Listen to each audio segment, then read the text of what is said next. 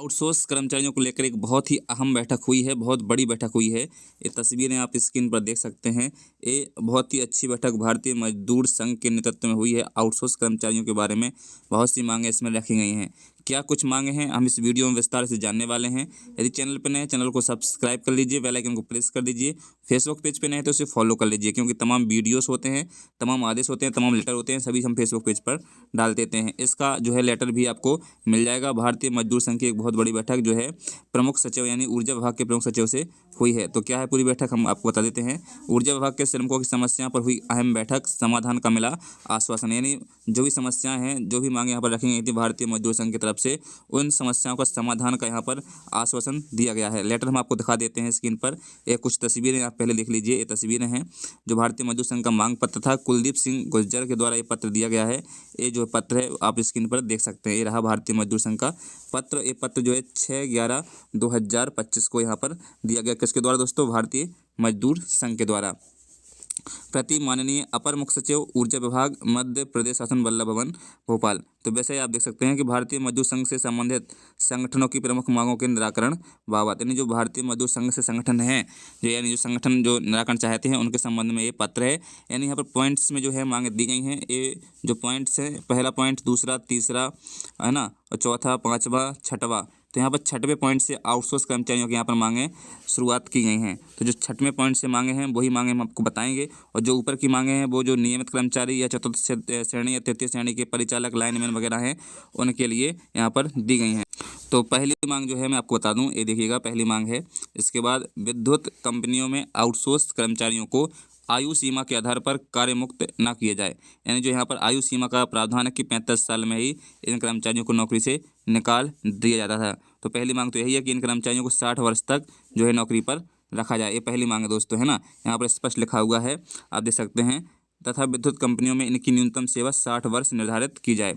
दूसरा पॉइंट जो यहाँ पर है वो है विद्युत कंपनियों में आउटसोर्स कर्मचारियों हेतु पारदर्शी जांच प्रक्रिया कमेटी कंपनी के अधीक्षण यंत्री वृत्त स्तर पर संगठन का प्रतिनिधित्व सुनिश्चित करते हुए बनाई जाए, है ना। यहाँ पर इसका मतलब यही है दूसरे पॉइंट का दोस्तों, कि जो आउटसोर्स कर्मचारियों को बिजली कंपनियां या कोई भी कंपनियां कभी भी नौकरी से निकाल देती थीं, वो ऐसा ना निकालें। उनकी कहीं जांच पड़ताल हो, उसके बाद यदि दोषी आउटसोर्स कर्मचारी पाया जाता है तो ही उसको नौकरी से निकाला जाए, है ना। इसमें देखिए आगे लिखा हुआ है, किसी प्रकार की अनियमितता होने पर बिना किसी पारदर्शी जांच प्रक्रिया, बिना किसी जैसे कारण के एक आउटसोर्स कर्मचारी के पक्ष को सुने बिना इन्हें निष्कासित ना किया जाए। मतलब कि कोई एक पक्षीय कार्रवाई ना की जाए। पहले जो विद्युत कर्मचारी की समस्या है, आउटसोर्स कर्मचारी की समस्या, उसको सुना जाए। अगले पॉइंट की बात करें, विद्युत कंपनियों में बिना किसी ठोस कारण के वर्ष 2023 में निष्कासित आउटसोर्स कर्मचारी जिन्होंने अभी तक सेवा में नहीं लिया गया है, उन्हें पुनः सेवा में लिया जाए। यानी जिन कर्मचारियों को 2023 में नौकरी से निकाल दिया गया था, उन्हें भी नौकरी में पुनः रखा जाए। एक दूसरी मांग यहाँ पर बहुत ही महत्वपूर्ण मांग रखी गई है।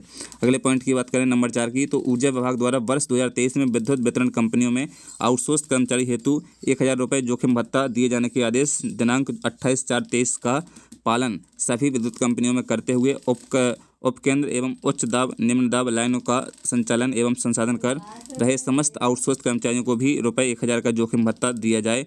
यह भी निवेदन है कि यह कार्य अत्यंत जोखिम भरा होने के कारण जोखिम भत्ते की राशि को बढ़ाकर 3000 किया जाए। यानी जो जोखिम भत्ता 1000 रुपये मिलता था, उसे 3000 करने का यहाँ पर अनुरोध किया गया है।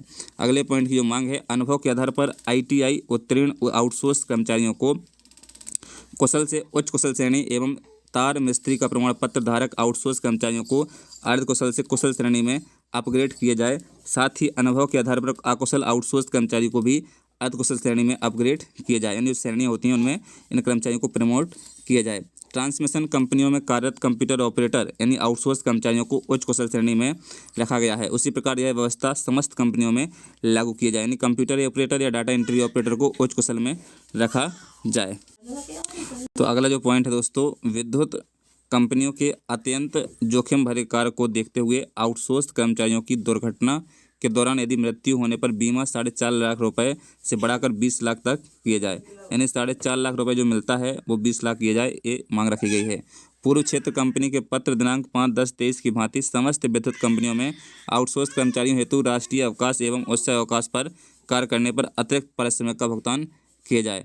पूर्व क्षेत्र कंपनी के पत्र दिनांक 5/5/25 की भांति समस्त विद्युत कंपनियों में आउटसोर्स कर्मचारियों हेतु कार्य के दौरान घटित घातक, आघातक या मारपीट की घटनाओं से गंभीर रूप से घायल होने पर पीड़ित कर्मचारियों को 1,000 या 10,000 की तत्काल आर्थिक सहायता प्रदान करने की व्यवस्था की जाए। निराकरण हेतु सादर निवेदन है। भवदीय कुलदीप सिंह गुज्जर, प्रदेश महामंत्री। तो जो प्रदेश महामंत्री हैं भारतीय मजदूर संघ के कुलदीप सिंह गुज्जर, इनके नेतृत्व में ये बैठक हुई है। ये बैठक बहुत ही अहम मानी जा रही है और इस लेटर का भी आप जानते हैं भारतीय मजदूर संघ जो है कितना सही संगठन है और जो है आउटसोर्स कर्मचारियों के लिए अभी संगठन आवाज़ उठाने लगा है, तो कहीं ना कहीं आउटसोर्स कर्मचारियों का अब जो है भला होगा, ऐसा यहाँ पर उम्मीद जताई जा रही है। अब देखते हैं कि क्या आउटसोर्स कर्मचारियों की मांगें जो है पूरी हो पाती हैं या नहीं होती हैं। भारतीय मजदूर संघ के नेतृत्व में क्या और कब तक ये मांगें जो है पूरी होंगी। वहीं दूसरी ओर हमने सुना है कि भाई जो आउटसोर्स सेवा निगम है वो बनाया जा रहा है। ये राहुल मालवीय जी ने बताया था कि भारतीय मजदूर संघ के नेतृत्व में जो है हरियाणा की तर्ज पर मध्य प्रदेश में भी पॉलिसी लागू की जाएगी। तो कहीं ना कहीं ये भी विषय बहुत ही महत्वपूर्ण रहेगा और इसकी हम सभी मांग भी करेंगे और आप सभी भी इसकी मांग करते रहिएगा। तो दोस्तों चैनल पर नए, चैनल को सब्सक्राइब कर लीजिए, बेल आइकन को प्रेस कर लीजिए। फेसबुक पेज पे नए हैं तो उसे फॉलो कर लीजिए, क्योंकि तमाम अपडेट होती है हम चैनल एवं फेसबुक पेज के माध्यम से आपको देते रहते हैं। जय हिंद दोस्तों, मिलते हैं नई वीडियो में नई अपडेट के साथ। Take care.